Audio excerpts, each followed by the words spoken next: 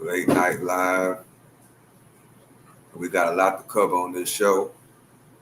My Longhorns won today, so that's a good thing. Let me go over here and do this. Oh, nope, wrong thing, chat. Okay. Studio.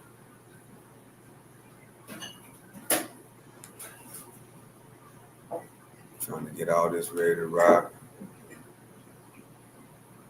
Decided to come on tonight, man. We got Trump meeting with the mayor of New York. We got Greene. She resigned from Congress. A lot of people thinking that she's going to switch over and be a Democrat. And that's what we're going to see. That's big news today, man. She actually resigned from Congress. Crazy work. Crazy work. So we got everything set up. Appreciate y'all for joining me, the people that's coming in, tapping in. Let me move this over here. Now I'm going to keep it right there. Get this up here. So get ready to rock. Hope y'all having a great night as y'all come in. You already see what the title is. And let's see. The title is Greene resigns from Congress. Trump meets with New York mayor, the mayor of New York. Now, this meeting was yesterday, but I never did get a chance to review it.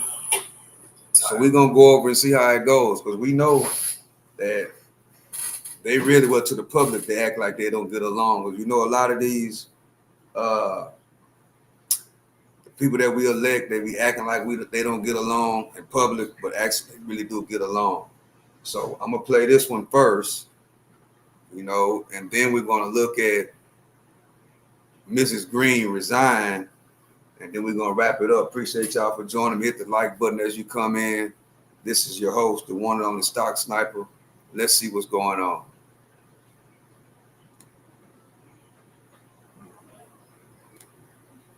A lot of smart people, starting with the early primaries against some very tough people, very smart people. And he beat them easily, and I congratulated him. And we talked about some things in very strong common, like housing and getting housing built, and food and prices, and the price of oil is coming way down. That anything I do is going to be good for New York. If I can get prices down, it's good for New York. And we've got them down, way down from last year. We have, as you know, I've been saying to a lot of people, Walmart said that Thanksgiving this year is exactly 25% less than last year. So that's good for New York, good for everybody. But I just want to congratulate. I think you're going to have hopefully a really great mayor. The better he does, the happier I am, I will say. There's no difference in party. There's no difference in anything. And we're going to be helping him to make everybody's dream come true, having a strong and very safe New York. And congratulations, Mr. Mayor. Thank you, Mr. President. Thank you. I appreciate it. Please. I appreciated the meeting with the president, and as he said, it was a productive meeting focused on a place of shared admiration and love, which is New York City, and the need to deliver affordability to New Yorkers, the 8.5 million people who call our city their home, who are struggling to afford life in the most expensive city in the United States of America. We spoke about rent, we spoke about groceries, we spoke about utilities, we spoke about the different ways in which people are being pushed out, and I appreciated the time with the president, I appreciated the conversation. I look forward to working together to deliver that affordability for New Yorkers. Thank you very much. Any questions, please? President Trump, Stephen Nelson from the New York Post. I've got a question for you and then also one for the mayor-elect. Sure. For you, you've referred to Mr. Mamdani as a communist. Could you describe why you feel that way? And also, will you do anything to stop him from arresting Prime Minister Netanyahu if he visits New York? Well, we didn't discuss your second part of the question. And on your first part, I mean, he's got views that are a little out there, but who knows? I mean, we're going to see what works, or he's going to change also. We all change. I changed a lot. From when I first came to office. It's now quite a while ago. It's quite a while. My first term was great. We had the greatest economy in the history of our country. We're doing even better now. We're doing much better now than we did even the first term. And I can tell you some of my views have changed. And We had discussions on some things. I'm not going to discuss what they were, but that I feel very confident that he can do a very good job. I think he's going to be. I think he is going to surprise some conservative people, actually, and some very liberal people. He won't surprise them because they already like him. And for Mr. Mamdani, it sounds like you had a productive discussion, but just days ago you referred to President Trump as a despot who had betrayed the country. Hey, what's up, Light? How you doing? Appreciate Appreciate you you and accused him of having a fascist agenda. Are you planning to retract any of these remarks in order to improve your relationship? I think both President Trump and I, we are very clear about our positions and our views, and what I really appreciate about the president is that the meeting that we had focused not on places of disagreement, which there are many, and also focused on the shared purpose that we have in serving New Yorkers. And frankly, that is something that could transform the lives of the 8.5 million people who are currently struggling under a cost of living crisis, with 1 in 4 living in poverty. And the meeting came back again and again to what it could look like to lift those New Yorkers out of struggle and start to deliver them a city that they could do more than just struggle to afford it, but actually start to live in it. And I've been called much worse than a despot, so it's not that insulting. Maybe I think he'll change his mind after we get to working together. Yes, please. Mr. President, Anthony Marshak from MTV Lebanon. I would like to ask you a question about the Middle East regarding, you said that Hezbollah in Lebanon is not in a good position, and Lebanon now is the final unresolved after Gaza and Syria. Given your assessment, like, what do you say for the Lebanese today? It's the Independence Day in Lebanon, and what is your next move to push toward disarmament? The disarmament of Hezbollah. Well, we are pushing for total disarmament of Hamas and, frankly, everybody else. And we actually have peace in the Middle East. As you know, the King of Saudi Arabia just left yesterday. We had some great meetings, and he's made a contribution toward the United States of more than $1 trillion. We have now over $20 trillion coming in. No country has ever had anything like that, not even close. If you go to 2 trillion or 1 trillion, it's a lot. We have 20 or $21 trillion. I think that Hezbollah has been a problem in Lebanon, big problem. We're working with Lebanon. We're working with everybody in the Middle East. That's another thing I think we have in common. We want to see peace in the Middle East, and we actually have now, for the first time, peace in the Middle East after 3,000 years. And now we're going to refine it, and I think you're going to see some very positive things happen. Pretty_teens, you got to turn your volume up. Everything's good over here. Turn your volume up on your end. Appreciate you for joining. But you got to turn your volume up. There is a potential to invite the Lebanese president to meet you to the White House. I would do that, absolutely. And if the mayor would like to be here for that meeting, because I know he feels very strongly. I think you feel very, very strongly about peace in the Middle East. We desperately want it, and that's something that I shared with the president, that when I spoke to New Yorkers who had voted for the president last November on Hillside Avenue and Fordham Road, I asked them why. I heard again and again 2 major reasons. One was that they wanted an end to forever wars. They wanted an end to the taxpayer dollars we had funding violations of human rights, and they wanted to address the cost of living crisis. And I appreciated the chance to discuss both of those things. He said a lot of my voters actually voted for him, and I'm okay with that. I have this hat as well. I'll do that. I'll sign it. Give it to me. I'll sign it in a minute. That's pretty good. Mr. President, you've threatened to send federal troops to New York City. You both have differences when it comes to ICE agents in New York City. Mr. Mamdani, you've called ICE a rogue government entity. I wonder how you reconcile your differences on both of those issues. Well, I think we're going to work them out, and I think that if we have known murderers and known drug dealers and some very bad people, you know, we want to get them out. And the mayor wants to have peace. We discussed this at great length, actually, maybe more than anything else. He wants to have a safe New York. Ultimately, a safe New York is going to be a great New York. If it's not safe, no matter how well we do with pricing and with anything else, we can talk about anything you want. If you don't have safe streets, it's not going to be a success. So we're going to work together. We're going to make sure that if there are horrible people there, we want to get them out. I think he wants to get them out maybe more than I do. So we'll work together. We discussed it at great length. Yes, please. 2 questions, if I may. One for you, Mr. President, on BBC in a second. But first of all, for the mayor-elect. You're both from different parts of the political spectrum. You're both populists, though, and I just wonder to what extent the president's campaign style, his techniques, his social media use inspired any part of your campaign. Well, I actually told the president that, so much of the focus of our campaign has been on the cost of living crisis. And when we asked those New Yorkers who had voted for the president, when we saw an increase in his numbers in New York City, that came back to the same issue: cost of living, cost of living, cost of living. And they spoke about the cost of groceries, the cost of rent, the cost of Con Ed, the cost of childcare. And too often politicians are looking to lecture to New Yorkers what they should care about as opposed to listen. And when we spoke to those voters who voted for President Trump, we heard them speak about cost of living. We focused on that same cost of living, and that's where I am really looking forward to delivering for New Yorkers in partnership with the president on the affordability agenda. And I think we have to work a little bit. We talked about Con Edison. We have to work a little bit on getting the prices because, we've gotten fuel prices way down, but it hasn't shown up in Con Edison. And we're going to have to talk to them. If we're sending them fuel at a much lower price than it was a year ago, which is true, we have to get Con Edison to start lowering the rates. Absolutely.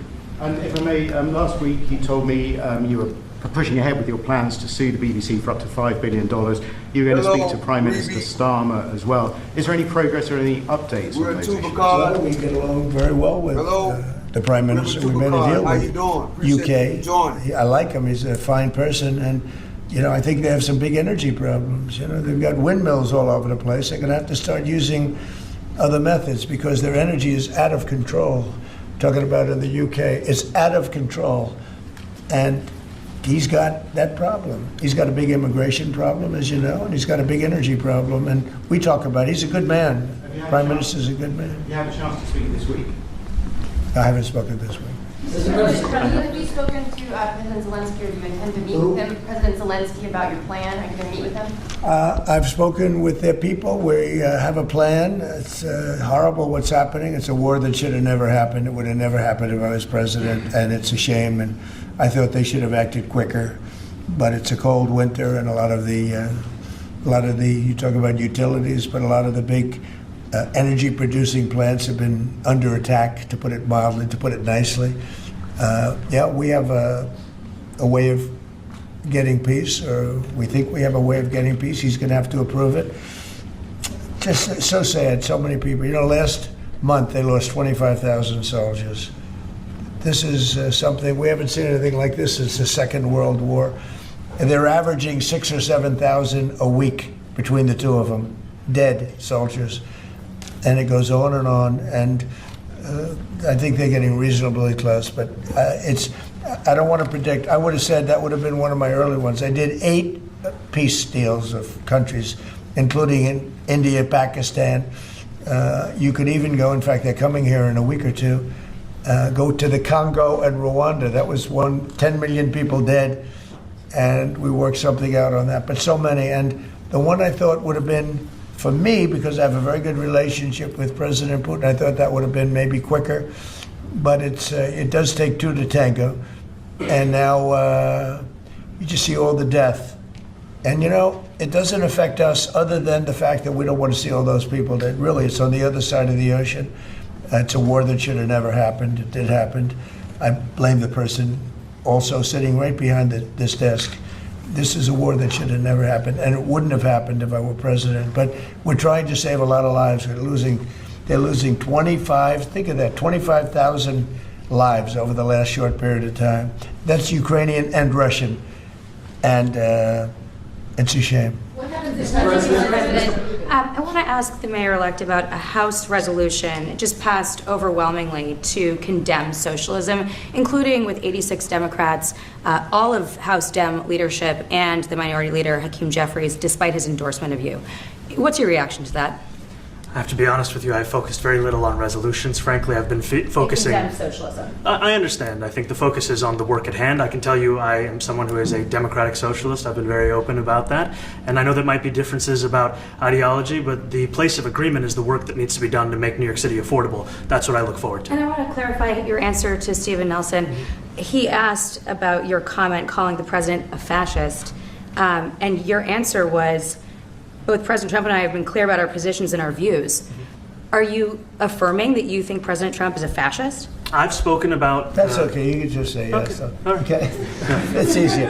It's easier than explaining it. I don't mind. And Mr. President, I wanted to ask you also about this Ukraine plan. Yeah. President Zelensky said today that his country would risk either giving up a partner or giving up its dignity. There's been criticism that this deal He proposal. doesn't like it?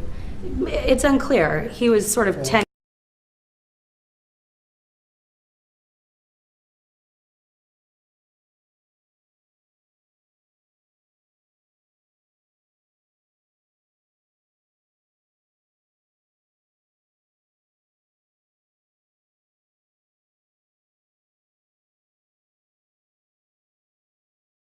about He'll it. have to like it, and if he doesn't like it, then, they should just keep fighting, I guess, The suggestion that he made, though, was that if he doesn't accept it, that the U.S. would pull back its support for Ukraine. Is that Well, at some accurate? point, he's going to have to accept something. He hasn't accepted. You remember right in the Oval Office not so long ago, I said, you don't have the cards. Don't forget, I inherited this war. This war never would have happened. I inherited this war. And I thought he should have made a deal a year ago, 2 years ago. The ultimate deal would have been if it never started. That would have been the good deal. That could have been done too if you had the right president, but you didn't have the right president. Mr. President, the cost of living is something that you and Mr. Mamdani seem to agree on. Democrats have run New York City for a long time, Mr. Mamdani. Do you see Democrat policy specifically as being a problem? And I'd like that be a question that both of you could answer in New York City. Look, I think that there are many things in our city where we have to own the responsibility of it, things that existed long before the president was the president. And those are also part of the message of our campaign, was to take on a broken politics of the past. And I ran against a number of candidates who represented different versions of that past. And what we found time and again is that working people were left behind in the politics of our city. And what we're looking to do is put those people right back at the heart of our politics so that we don't have a situation where we're in the wealthiest city in the history of the world, and yet 1 in 5 can't even afford $2.90 for a Metro card. Mr. President. We had some interesting conversation, and some of his ideas really are the same ideas that I have. But a big thing on cost, the new word is affordability. Yes, Another Joe word is just spoke. groceries. It's sort of an old-fashioned Let's word, go, but let's go, let's it's go. very accurate. And they're coming down high. They were, we had, both of us, we had the highest inflation in the history of our country the last 4 years under the Biden administration. And we've got inflation down now to a normal number. It's going to go even a little bit lower than that. Katie, do you have something? Mr. President, thank you so much. Mr. Mamdani often talks about New York City being covered by international law, that they will follow international law. Doesn't often talk about the U.S. Constitution. What is your response to that? Well, I don't know what you're referring to in terms it can be covered by international law, local law. It's covered by a lot of laws, but it's covered by U.S. law. Are you referring to anything in particular? He just says that they're a city that endorses and enforces international law.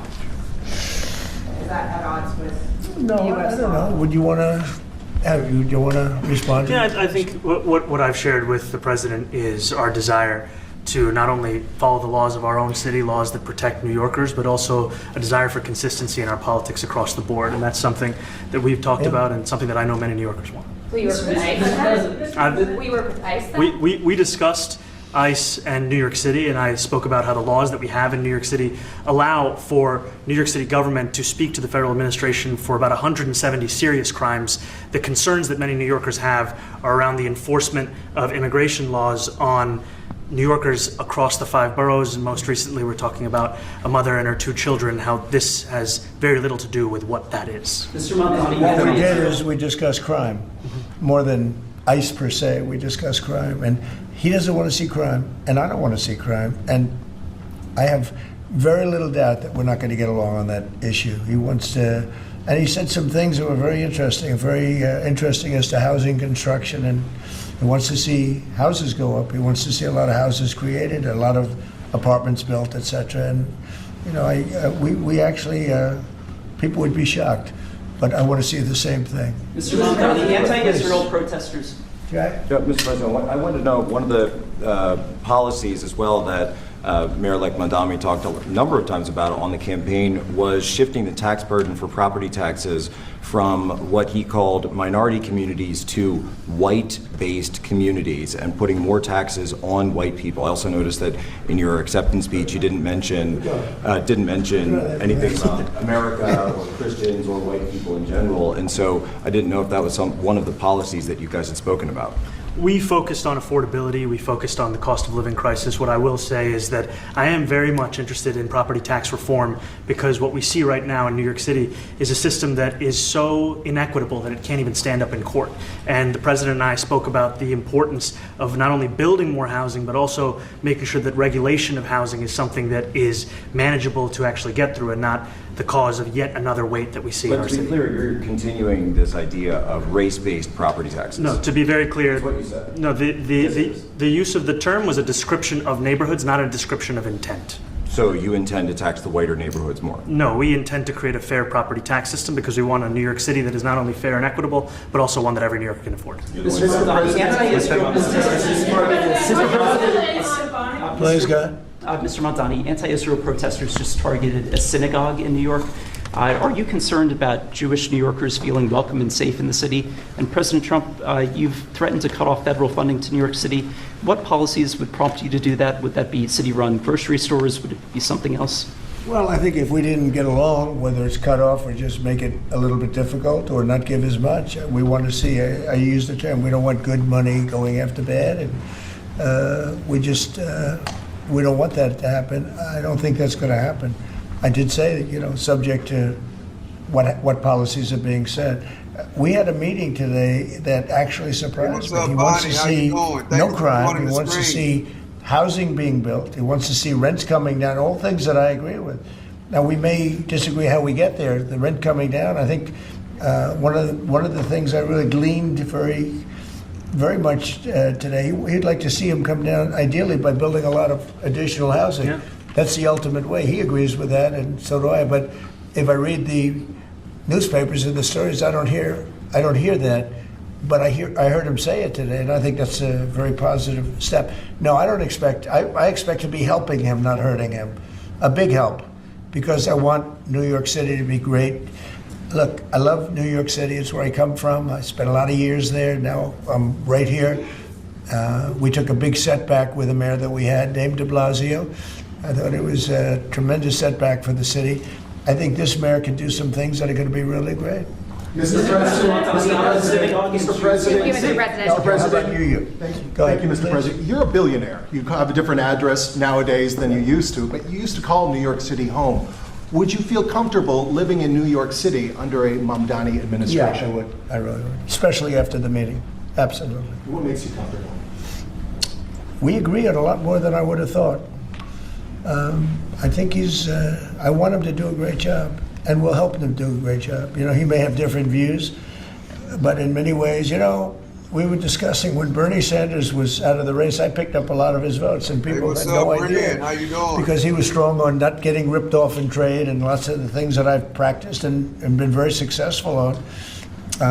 Tariffs, a lot of things. Bernie Sanders and I agreed on much more than people thought. And when he was put out of the race, I think quite unfairly, if you want to know the truth, many of the Bernie Sanders voters voted for me.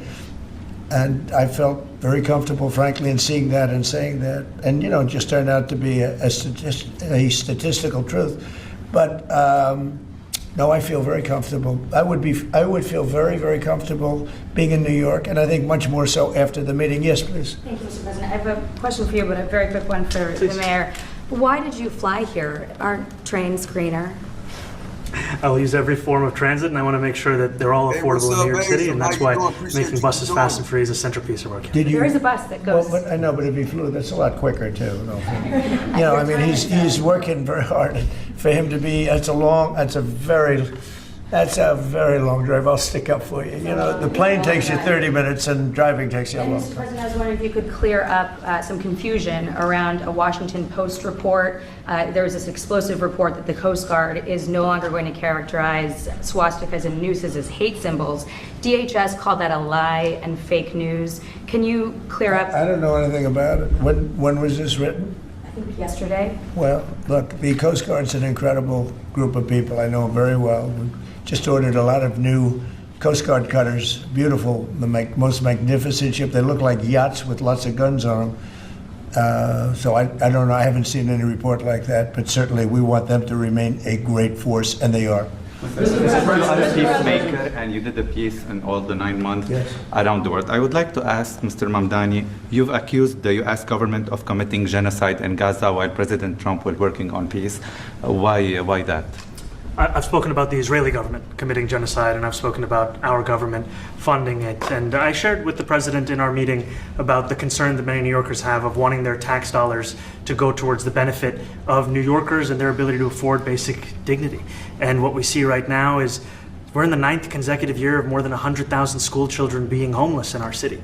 And there's a desperate need not only for the following of human rights, but also the following through on the promises we've made New Yorkers. And I appreciated the meeting we had and the work that we can do. Do you agree that President Trump did do a peace and he worked hard to make the peace? Because he worked hard to do the peace in the Middle East and everywhere. Do you agree with that? I appreciate all efforts towards peace, and I shared with President Trump that when I spoke to Trump voters on Hillside Avenue, including one of whom was a pharmacist that spoke about how President Trump's father actually went to that pharmacy not too far from Jamaica Estates, that people were tired of seeing our tax dollars fund endless wars. And I also believe that we have to follow through on the international human rights, and I know that still today those are being violated, and that continues to be work that has to be done no matter where we're speaking of. Mr. President, question for Mr. Thank you, Mr. President. Do you view the mayor-elect as the true leader of the Democrat Party? And do you think Leader Schumer's and Leader Jeffries, have to follow his lead? Well, look, I hope they have great leaders. This is a man that right now I think is focused on New York City. I really think he has a chance to do a great job. We're going to help him, but I really think he has a chance to do a great job. But I'll let you answer that. You consider yourself the leader of the Democrats? I think it's more appropriate for him.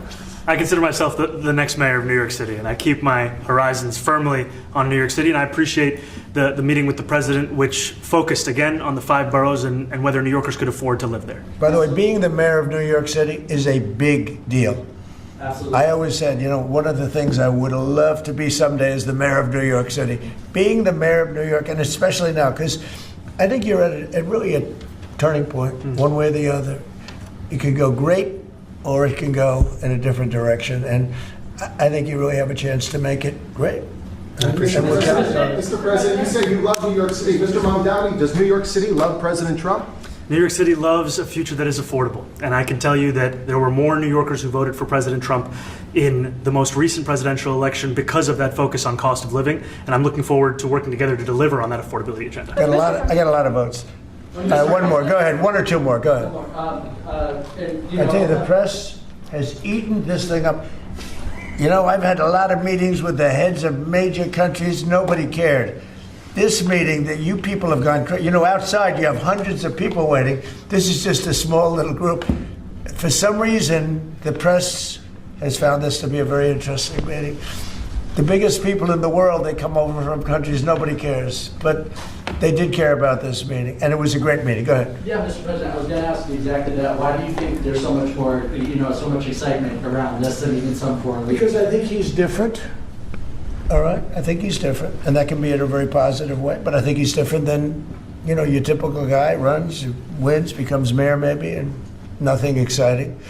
Because he has a chance to really do something great for New York. New York is at a very critical point, and he does need the help of the federal government to really succeed, and we're going to be helping him. But he's different than, your average candidate. He came out of nowhere. Hey, what's up, said Linda? How you he's doing? a great campaign manager standing over there. He came out of nowhere. Would you start off at 1 or 2? And then I watched. I said, who is this guy? He was at 1, then he was at 3, then he was at 5, then he was at 9. Then he went up to 17. I said, that's getting a little bit interesting, right? And then all of a sudden he wins a primary that nobody expected he was going to win. It's a great tribute. I mean, it's an amazing thing that he did. And I'll just add one thing to what the president said. Is one thing I also appreciated is in our meeting to appreciate a portrait of FDR and the incredible work that was done with the New Deal and also in thinking about what it can look like when the federal government and New York City government work together to deliver on affordability. It can be transformative. You know, we have a great portrait of FDR that I found in the vaults that was missing for years. I found it, and I put it up. He's a Democrat, to the best of my knowledge. He's a Democrat. And when the mayor saw that portrait, he said, "Sir, do you mind if I have a picture taken by that portrait?" It's an amazing portrait. I hope the picture comes out good. But it's an amazing portrait in the cabinet room.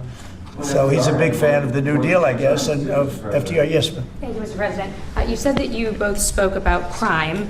There are many police officers set to come off the rolls at the end of this year in New York City. Are you going to allow those police to be replaced with police officers, actual cops? And are you going to require that that happens? Would there be some consequence if the Well, I hope staff... it happens, but again, that's going to be ultimately the mayor's decision. What's your answer? Is that I look forward to delivering public safety with the NYPD, and I've said over the course of our campaign that we have the number of police officers today. They are the ones that's budgeted about 35,000 headcount. And I think the key thing is that we have to make it easier for police to focus on police work, not ask them to respond to 200,000 mental health calls a year. So is that a reduction from what you're at right now? Or are you committing to maintaining the same level of cops? I've committed over the course of the campaign to maintain the 35,000.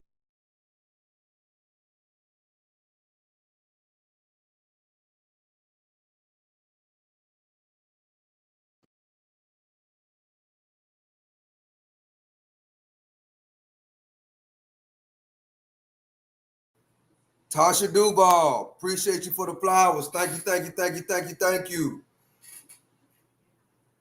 Thank you so much. That's the headcount that we had through the And campaign. not replace them with caseworkers, social workers? No, I've said that's the headcount that we want. What we need to do is make sure they can focus on serious crime. And he just retained a great police commissioner, I believe, right? Yes, we did. Commissioner Tisch. If the newspapers are correct. That one they're correct about. He retained, I think, somebody that is she's a good friend of some of the people in my family, of Ivanka, and they say she's really good, really competent, and he just retained her, so that's a good sign. Mr. President, are there still topics that you see the two of you disagreeing on in the future? And do you think you'll have more meetings like this? There will be topics that we disagree on. I think we'll probably come to a conclusion, and ultimately, he'll convince me, or I'll convince him. You know, it's for the good of New York. Ultimately, it's for the good of New York. I don't care about affiliations or parties or anything else. I want to see if this city could be unbelievable, if he could be a spectacular success, I'd be very happy. Do you think you guys will meet more in the future too? Sure. Do you think you'll meet again in the future, throughout the administration? I think we will. I think we will. I hope we do. I enjoyed the meeting. We had a great meeting. Please. Mr. President, Republican Elise Stefanik has campaigned multiple times by calling Zohran Mamdani a jihadist. Do you think you're standing next to a jihadist right now in the Oval Office? No, I don't, but she's out there campaigning, and you say things sometimes in a campaign. Isn't that sort of divisive? She's a very capable person. Isn't But that a kind of label? you really have to ask her about that. But I don't particularly. I think I met with I met with a man who's a very rational person. I met with a man who really wants to see New York be great again. And I can say again, because New York was great. When I came down to Washington initially, the city was so hot. It was doing great. We were having some telltale signs of problems. We had a mayor that was not doing a great job, but still, it was moving along. And it went bad. It really went, pretty bad. And I think it's been at lower points, but it went pretty bad.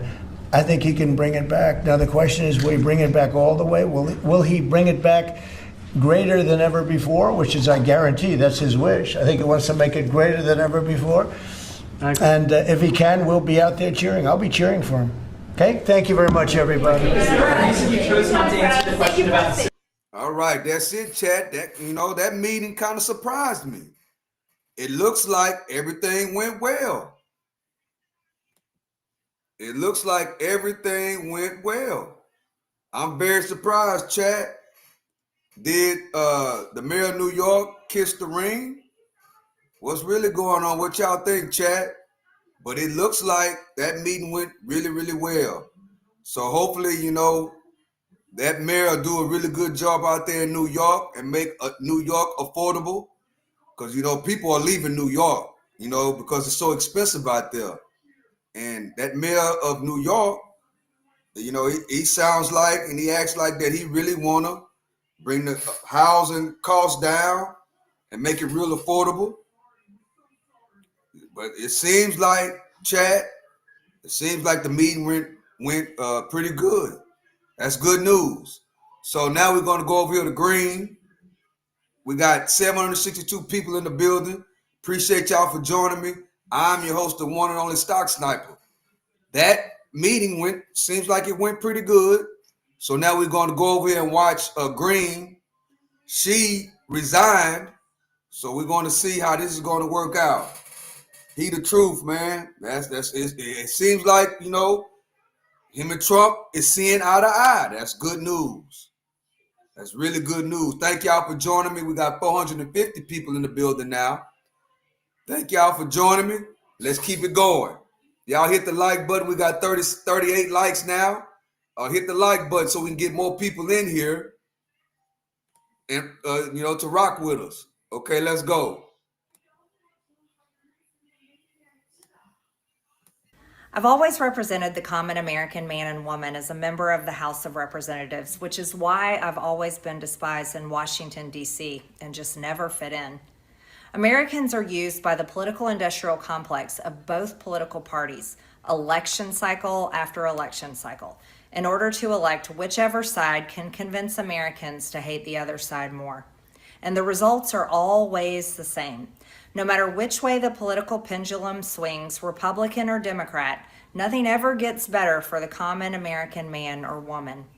The debt goes higher, corporate and global interests remain Washington's sweethearts, American jobs continue to be replaced, whether it's by illegal labor or legal labor by visas or just shipped overseas.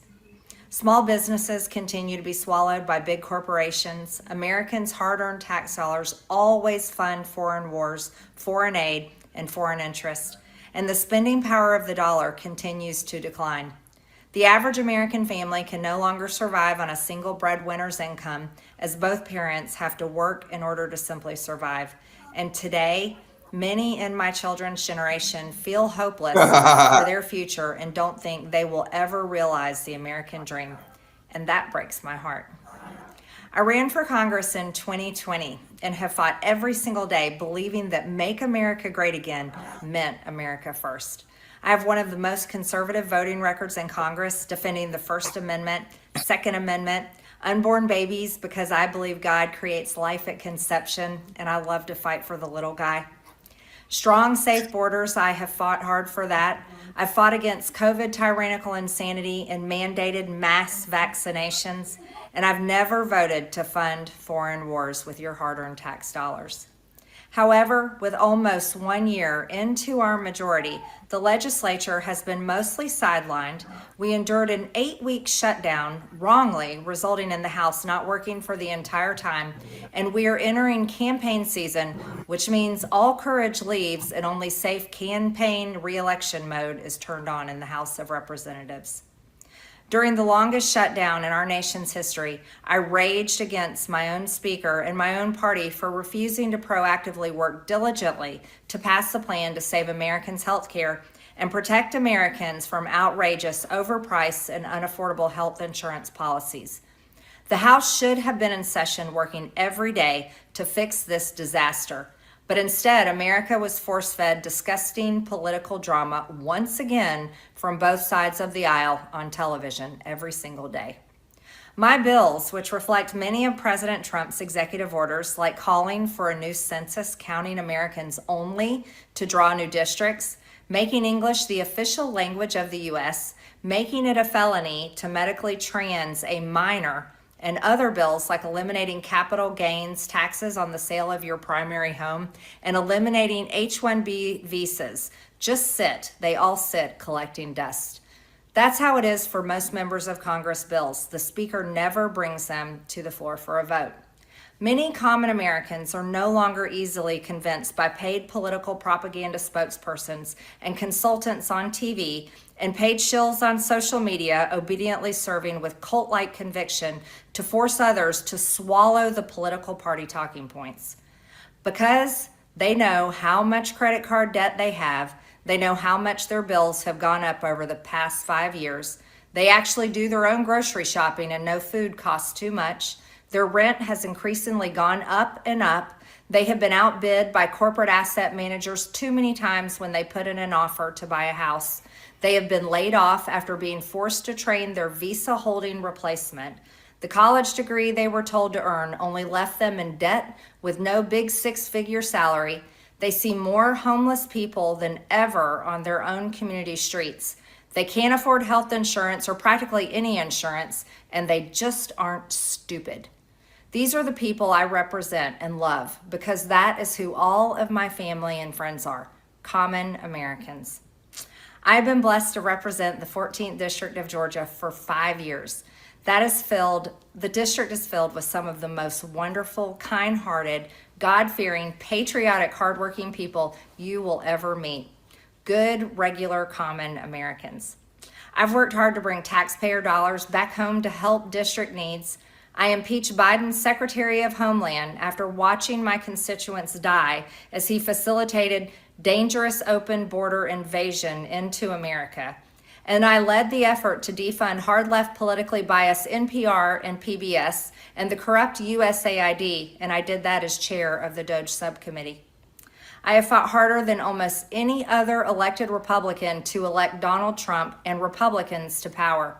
I traveled the country for years. I spent millions of my own money. I missed precious time with my family that I can never get back. And I showed up in places like outside the New York courthouse in Collect Pond Park against a raging leftist mob as Trump faced Democrat lawfare. Meanwhile, most of the establishment Republicans who secretly hate him and who stabbed him in the back and never defended him against anything have all been welcomed in right after the election. And I will never forget the day I had to leave my mother's side as my father had brain surgery to remove cancerous tumors in order to fly to Washington, D.C.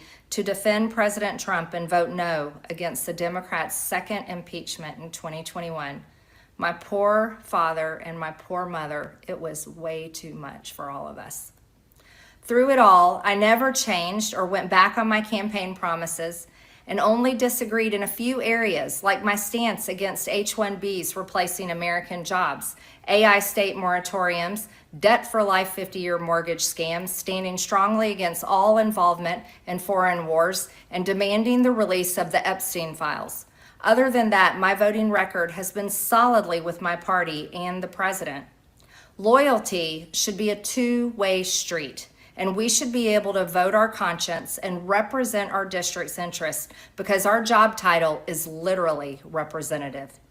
America first should mean America first and only Americans first, with no other foreign country ever being attached to America first in our halls of government. Standing up for American women who were raped at 14 years old, trafficked and used by rich, powerful men should not result in me being called a traitor and threatened by the President of the United States, whom I fought for. However, while yes, hurtful, my heart remains filled with joy, my life is filled with happiness, and my true convictions remain unchanged because my self-worth is not defined by a man, but instead by God who created everything in existence. You see, I have never valued power, titles, or attention in spite of all the wrong assumptions about me. I do not cling to those things because they are meaningless and empty traps that hold too many people in Washington. I believe in term limits and do not think Congress should be a lifelong career or an assisted living facility.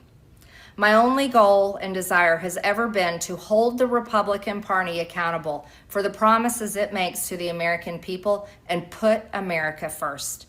And I have fought against Democrats' damaging policies like the Green New Deal, wide open, deadly, unsafe border policies, and the trans agenda on children and against women. With that has brought years of non-stop, never-ending personal attacks, death threats, lawfare, ridiculous slander and lies about me that most people could never withstand even for a single day.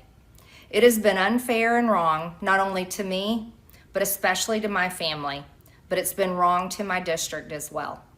I have too much self-respect and dignity. I love my family way too much, and I do not want my sweet district to have to endure a hurtful and hateful primary against me by the president that we all fought for, only to fight and win my election while Republicans will likely lose the midterms, and in turn be expected to defend the president against impeachment after he hatefully dumped tens of millions of dollars against me and tried to destroy me.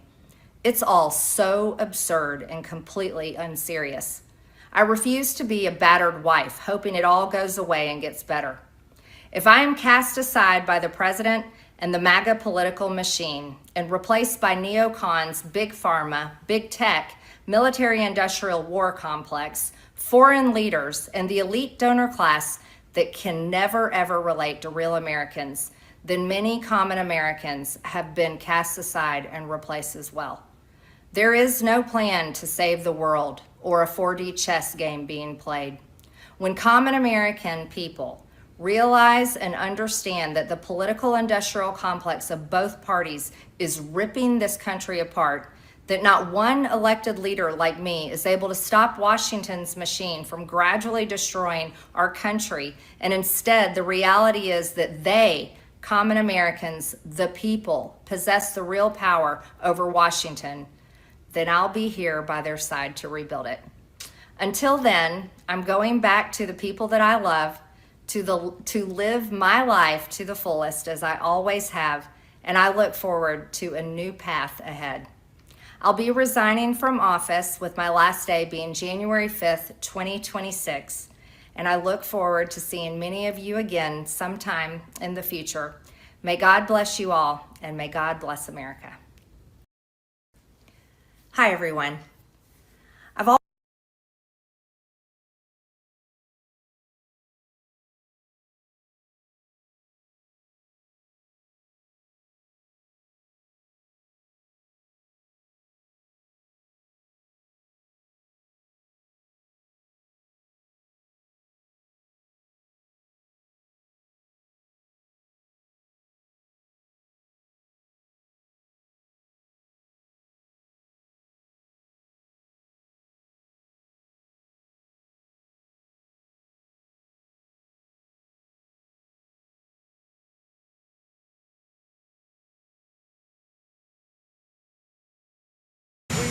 Facility back is a great place that has been destroyed over the years through lack of maintenance, so we'll fix that up.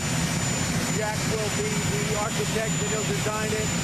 Two existing courses that are in very bad shape, so we can, for very little money, fix it up for the Air Force Base.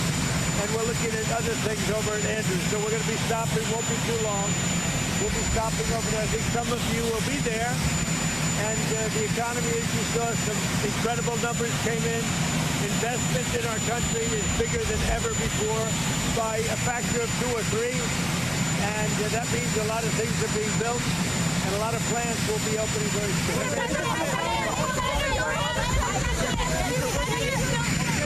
Congresswoman Taylor Greene, I know that before you had a fight with Elon Musk and you guys were able to work it out. No, I get along with everybody. Could we see the same thing happening between you and Congresswoman? Sure, why not? I mean, I get along with everybody. Is this your final offer to Ukraine? No, not my final. No, we'd like to get to peace. It should have happened a long time ago. The Ukraine war with Russia should have never happened. If I were president, it never would have happened. We're trying to get it ended. One way or the other, we have to get it ended. So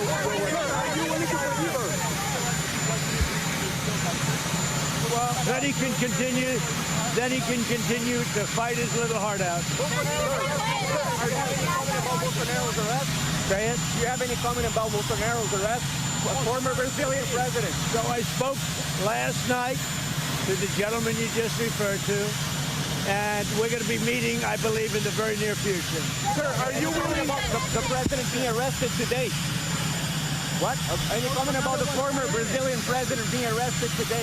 No, I don't know anything about it. Are you willing? Mr. President, are you willing? I didn't hear. Is that what happened? Yes, there's a citation. deploy the That's National too Guard bad. to New York? That's too bad. No, I just think it's too bad. Do you still plan to deploy the National Guard to New York City? Do you still plan to deploy the National Guard to New York City? If they need it. Right now, other places need it more, but if they need it, we had a very good meeting yesterday. We talked about that. But if they need it, I would do it. Mr. President, are you willing to forgive Congresswoman Taylor Greene? Forgive for what? No, I just disagreed with her philosophy. She started backing perhaps the worst Republican congressman in our history, just stupid person named Massey, and I said, go your own way. And once I left her, she resigned because she would never have survived a primary. But I think she's a nice person. Okay, thank you very much.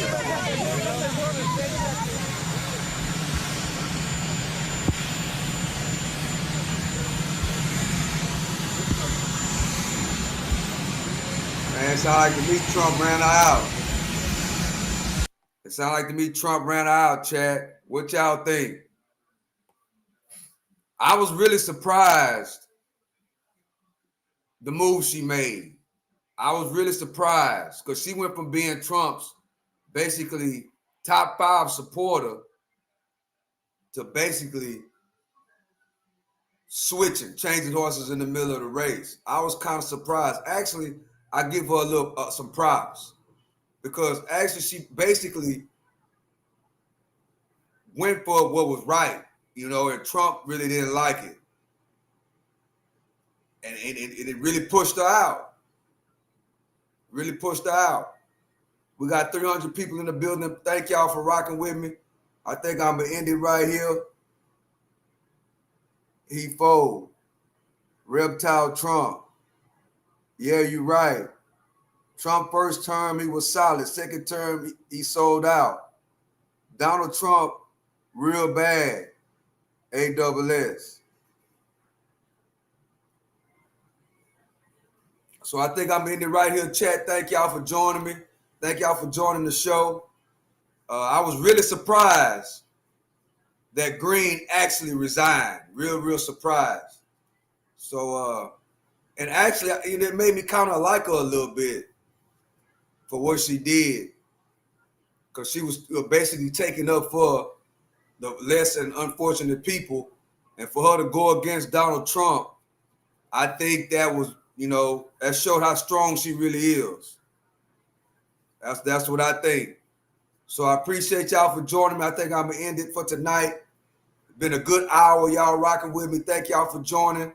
I had a really good time rocking it and kicking it with y'all. Y'all could have been anywhere else, but y'all came, rocked with me, and I really appreciate it. Appreciate everybody for coming through. I hope y'all have a great night. This is the one and only Stock Sniper. To the next one, I'm out.